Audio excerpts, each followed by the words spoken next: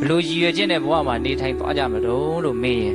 ငြိမ်းအေးစေဖို့ဆိုတဲ့ရည်ရွယ်ချက်နဲ့တရားနာကြရမယ်ငြိမ်းအေးစေဖို့ဆိုတဲ့ရည်ရွယ်ချက်နဲ့တရားနှလုံးကျင့်သုံးကြရမယ်ငြိမ်းအေးစေဖို့ဆိုတဲ့ရည်ရွယ်ချက်နဲ့ဘဝမှာနေသွားကြရမယ်ဟုတ်လားအဲ့လိုငြိမ်းအေးစေဖို့ဆိုလို့ရှိရင်မြတ်စွာဘုရားဟောတဲ့ဒေသနာတွေကိုပဲဘုန်းဘုန်းတို့ဘာလို့ရမှာတော့နော်အမိပြုပြီးတော့အဲ့ဒါတွေကိုပဲအာကိုအာရာပြုပြီးတော့ဓမ္မန္တရဏံကိစ္ဆာမိအပြည့်အဝနဲ့ပွားကြရမှာမြတ်စွာဘုရားတရားတော်တွေကိုပဲအာကိုကြရမှာဘုန်းဆိုသူကငြိမ်းအေးစေတဲ့အစွမ်းတတ္တိအပြည့်အဝရှိနေလို့ဟုတ်လားအဲ့လိုဆိုရင်စိတ်နှလုံးကိုပူလောင်အောင်ရှုမြိုက်တာကဘာလို့ပြောခဲ့ပြီနော်ဒီຢာကဒေါသမောဟတရားတွေပဲဘယ်သူမှတကယ်တမ်းကလာရှုတာမဟုတ်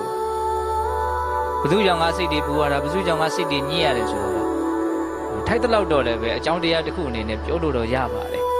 မကောင်းတဲ့လူတွေနဲ့တွေ့ရတယ်တဘာဝမကြားတဲ့လူတွေနဲ့အပြောရဆိုးရတယ်ဆိုရင်ကိုယ်စိတ်တွေပူလာတယ်တကယ်လို့သာသူတို့နဲ့မတွေ့ရဘူးသူတို့ပြောတာမကြားဘူးဆိုရင်ကိုယ်စိတ်လည်းပူစရာအကြောင်းမရှိဘူးပေါ့သို့တော့ခက်တာကအဲ့ဒီလိုလူတွေနဲ့မတွေ့ဘူးအဲ့ဒီလိုလူတွေရဲ့စကားကိုမကြားဖို့အတွက်ဘုံဘုံတို့မှာရွေးချယ်ခွင့်မရှိဘူးတွေ့ရင်တွေ့ရမှာပဲကြားရင်ကြားရမှာပဲသူတို့ကိုဘုံဘုံတို့ဖယ်ရှားလို့မရဘူးဟုတ်လားအဲ့တော့တကယ်တမ်းကစိတ်ပူနေတာစိတ်ညစ်နေတာကအဲ့ဒီပြင်ဘက်ကအကြောင်းတစ်ခုတည်းကြောင့်ပူနေတာညစ်နေတာမဟုတ်ဘူးဆိုတဲ့အဓိကတော့ချက်ကိုဘုံဘုံတို့မြင်အောင်ကြည့်ရမယ်။ဘာကြောင့်စိတ်ကပူနေတာလဲဆိုတော့အဲ့ဒီပြင်ဘက်ကအကြောင်းတရားတွေအာယုန်နေနဲ့တွေ့တဲ့အခါမှာကိုယ့်ရဲ့စိတ်ထဲကအာယုန်နေတော့မနတိကာရနှလုံးသွင်းမှားယွင်းမှုဖြစ်လိုက်လို့စိတ်ကပူသွားတာလောင်သွားတာညစ်သွားတာပေးသွားတာဟုတ်လားအဲ့တော့ကိုယ့်ရဲ့ပါဝင်ပတ်သက်မှုမရှိဘူးလားအဲ့ဒါကပို့ပြီးတော့အဓိကကြားတယ်နော်ကိုယ့်ရဲ့စိတ်ကိုကိလေသာမိလောင်နေဆိုတဲ့နေရာမှာမိမိရဲ့ပါဝင်ပတ်သက်မှုကအဓိကအကြောင်းတရားပဲအဲ့ဒါကဘာတော့အာယောနိသောမနတိကာရစဉ်းစားနော်ဒီချက်လေးကိုသေချာစဉ်းစားကိုယ့်ကိုတော်တဲ့တောင်ထဲသွားပြီးတော့တယောက်တည်းနေမယ်ဆိုရင်တောင်လျှောက်ကိလေသာပူတွေကငြိမ့်သွားမှာလားမငြိမ့်ပါဘူးဟုတ်လားကိုယ့်ကိုလှုပ်ပြီးတော့တွေးပြီးတော့အတိတ်တွေအနာဂတ်တွေဟုတ်လားပြန်ကြံပြီးတော့လည်းပဲပူးနေအောင်မှာလောင်နေအောင်မှာပဲနိမန်လည်းမလုပ်ရင်သို့တော့ပြင်ဘက်ကအာယုံကိုအထိုက်လျောက်ဖယ်ထားတဲ့အတွက်ကြောင့်အထိုက်လျောက်တတ်တာကွန်းကတော့ရမယ်အဲ့ဒါကိုလည်းဘုံဘုံတို့မျက်ခွက်ပြုလို့တော့မရအောင်ဒါမှမဟုတ်တယောက်တည်းနေနိုင်ရင်အေးတယ်ဒီဥစ္စာကလည်းပဲညှင်းပယ်လို့မရဘူးဒါမြတ်စွာဘုရားတယောက်တည်းပဲနေသေးခြင်းတယ်တောမှာပဲနေစေခြင်းတယ်အာယုန်တွေကစိတ်ကိုပူလောင်အောင်ရှုမြိုက်တဲ့နေရာမှာအထောက်အကူတွေပြုနေလို့အာယုန်တွေကြားထဲမှာငြိမ်းအောင်လုပ်ရတာနဲ့အာယုန်တွေနဲတဲ့နေရာမှာငြိမ်းအောင်လုပ်ရတာပို့ပြီးတော့လွယ်ကူတယ်ဟုတ်လားဒါလည်းပဲပြည့်ပြည့်စုံစုံသိဖို့လိုတယ်နော်ဟုတ်လားသို့တော်တကယ်အရေးကြီးတာကဘာလဲလို့မေးရင်ကိုယ်စိတ်ထဲကနော်အာယုန်တည်တော်မနတိကာရကကိုယ်စိတ်ကိုလောင်အောင်မြှိုက်နေတာနော်ညစ်ပေအောင်လုပ်နေတာဆိုတာကိုဘုံဘုံတို့နားလည်ရမယ်ဟုတ်လားအဲ့တော့အဲ့ဒီအာယောနိသောမနတိကာရကိုယောနိသောမနတိကာရဖြစ်အောင်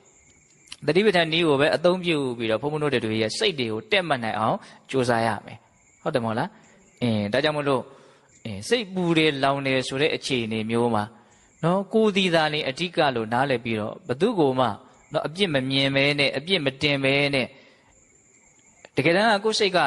တဲ့သွားပြီယောနိသောမနတိကာရအားကောင်းသွားပြီဆိုရင်ဟာသူ့သူတဘာဝမကြတာတွေမြင်ရလဲပြုံးနိုင်တဲ့အနေအထားကိုရောက်သွားမှာ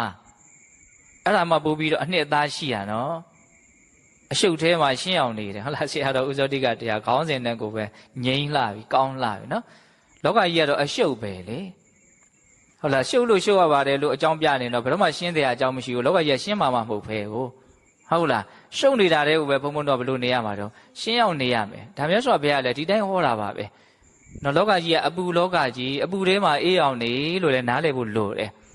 ဟာသူတို့ပူလို့ကိုပူရတာပါဆိုရင်ဘယ်တော့မှငြိမ်းရကြအောင်မရှိဘူးတော်သူပူမပူငါငြိမ်းအောင်နေလို့ရတယ်ဆိုတာကိုပိုင်နိုင်သိပြီးတော့ကြိုးစားဖို့ပဲလိုတယ်ဟုတ်လားအဲ့လိုဆိုအရှုပ်ထဲရကိုသည်သူများရှုပ်လည်းပဲကိုမရှုပ်ဘူးအပူတွေကကိုသည်သူများပူလည်းကိုမပူဘူးဒါကြောင့်မြတ်စွာဘုရား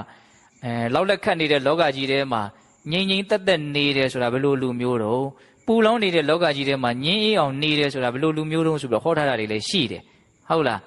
လူရင်းပြောရရင်တော့ဒီဘုရားတရားအာယုံလေးနဲ့ကောင်းကောင်းမွန်မွန်နေနေတဲ့ဆိုရင်ဒါပူနေတဲ့လူတွေထဲမှာငြင်းအောင်နေတာပဲ